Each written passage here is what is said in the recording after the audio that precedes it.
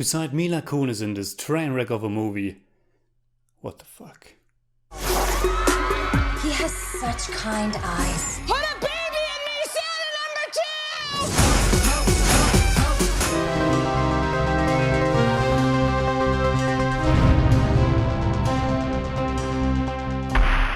2! A Bad Moms Christmas is the sequel to Bad Moms, and it's being released just 1 year after its predecessor. Let's come straight to the point. It's one of the worst comedies I've ever seen, and the very first thought in my mind was that Zoolander 2 looks almost like a masterpiece in comparison, which is the exact same thing I said when I reviewed last year's Bad Santa 2, another horrible comedy sequel. A Bad Moms Christmas is the very definition of a cash grab. I haven't seen the first one, but there's no way in hell that it's on the same level of badness as its sequel. The reviews were actually quite alright for a film like that.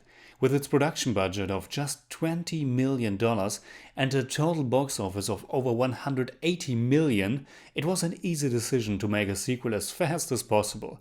And the idea for it sounds like a natural fit. It's Christmas season, and our 3 bad moms' mothers will visit for the holidays, and of course they are equally eccentric as their daughters, and bring madness and mayhem to their already chaotic lives. First, let me say that I don't have any problem with raunchy R-rated comedies, and the extreme cheap raunchiness isn't even a big problem here.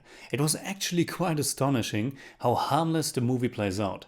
Except from a male stripper with an enormous dick and a few outbursts of crazy drinking that seemed like they had to remind the audience how bad these moms are, A Bad Moms Christmas is very restrained. Sure, there's language, but even that felt totally forced. There are at least 3 or 4 instances where Mila Kunis' character just says a variation of what the fuck.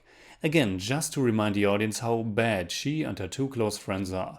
But there are almost no real punchlines. The film is lazy and horribly written from start to finish, and it doesn't take longer than 2 minutes and you already know you're in for something terrible. It can't get any more generic and boring than this.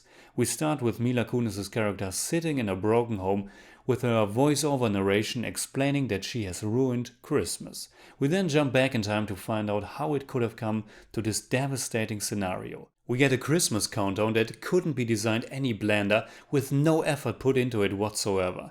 This is trash from the get-go, and there's not one redeeming quality or genuine idea about it. Filmmaking wise, it's a complete disaster. Except for some very few instances, it's just a dull representation of the screenplay acted out. No interesting camera work, no clever cuts, no music to enhance a gag or anything that the medium film has to offer. There are some clear possibilities where they could have cut to something to make a joke. For example, when they are talking about going to see The Nutcracker.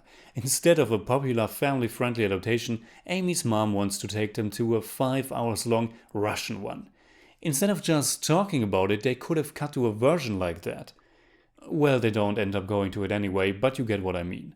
A Bad Moms Christmas only contains of generic, establishing shots like a big city skyline and your usual shot and reverse shots with lazy reaction shots whenever something inappropriate is said. A successful comedy doesn't always have to embrace different film techniques and enhance the fun through a particular style like Edgar Wright does so gracefully. When the screenplay is sharp and the acting and timing are on point, you can take a more generic sitcom-like approach as well. But a script to A Bad Moms Christmas, written by the 2 directors John Lucas and Scott Moore themselves, is an absolute train wreck. They've written the first Hangover as well, so they know how to craft something interesting and funny.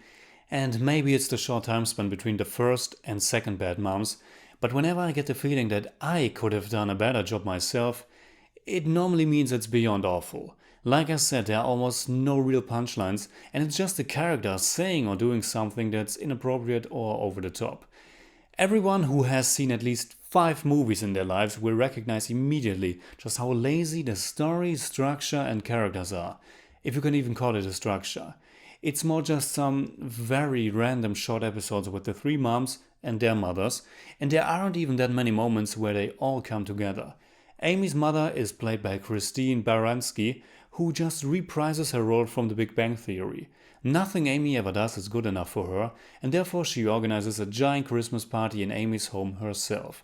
She is completely unlikable from the start, and the 2 other new moms aren't any better. No one feels remotely like a real human being, and in a comedy like this, you should at least have some kind of grounding. Cheryl Hines plays Kiki's mother, who regards her daughter as her best friend and leaves her no room to breathe at all.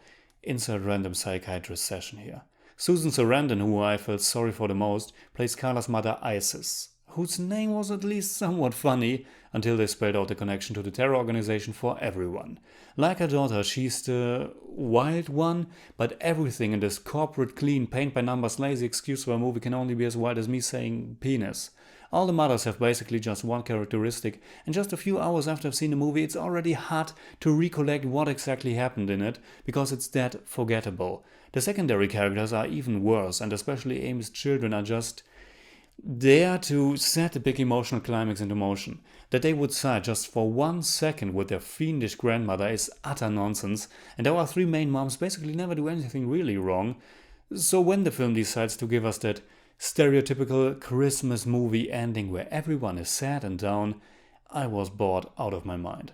I know I've talked myself into quite a rage, but I haven't seen something this bad in a very long time, and before I end this review, I want to go back to the basic idea of filmmaking just one more time. Like I said, almost everything is just plain shot and reverse shot, but for some reason the filmmaker thought it would automatically be funny if we show something in slow motion, just for the sake of it. There are at least 4 or 5 times when we get slow motions, and it's handled so painfully bad that the pain or outrageousness of what is shown is not made funnier, but every comedic momentum just comes to a complete halt. The same goes for a brief destruction scene that has no slapstick humor to it at all, but just simply shows some destruction. This applies for almost everything else. They just show things or crazy characters. That's it. Did I at least laugh once? Yes, actually like 5 times total, I think. And one instance was a joke that was actually planted somewhere in the middle and got a real payoff shortly before the movie ended. A Bad Mom's Christmas is the bottom of the barrel when it comes to comedies, and I wouldn't recommend this to anyone.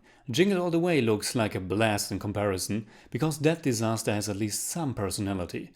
In German I'd say, viel fauler und unlustiger geht es eigentlich kaum noch. I give A Bad Mom's Christmas 3 out of 10. It's more like 2.6, but I don't do that. Whenever a movie gets less than 6, I give you 3 better flicks. The first one is my all-time favorite Christmas comedy, Christmas Vacation. The next pick is another beloved holiday classic, Bad Santa, the first one of course. And last but not least, Trading Places. Alright, that's it like always. Comment below and let me know what you think about A Bad Mom's Christmas. And also let me know, have you seen the first Bad Moms and what did you think about it? And also, what's your favorite Christmas comedy? You can hit me up on Twitter, Facebook, Instagram, simply at The Jimmy Cage. And if you enjoyed this video, please give me a thumbs up, share, subscribe, whatever you like. And make sure you hit that bell for all I have to tell.